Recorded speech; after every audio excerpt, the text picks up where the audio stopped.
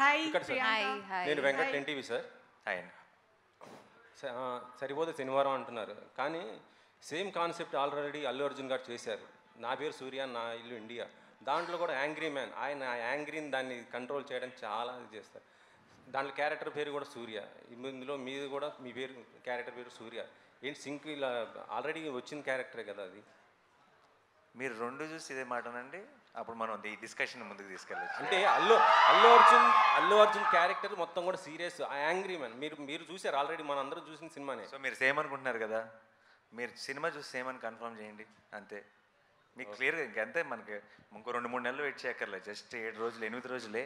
మీరు చూసి ఇది రెండు సేమే అని హెడ్డింగ్ పెట్టండి, ఓపెన్ అయిపోద్ది. Nani garu, hello Andy. Hi, here. Hi. I am Babita from Big TV. Hi. I'm very excited to watch the movie on 29th. So it's all about anger issues kada. మీ anger issues గురించి story నడుస్తుంది. And recent ఇంటర్వ్యూలో కూడా మీరు చెప్పారు మీరు ఎక్కువసేపు యాంగర్ని హోల్డ్ చేసుకోలేరని. సో ఇన్ రియల్ లైఫ్ ఏదైనా యాంగర్ని హోల్డ్ చేసుకోకుండా రిగ్రెట్ అయిన ఇన్సిడెంట్స్ మీకు ఏవైనా ఉన్నాయా? Yeah, and first of all, film is not about anger issue, and that's just a small point. But film is more about what is the real anger.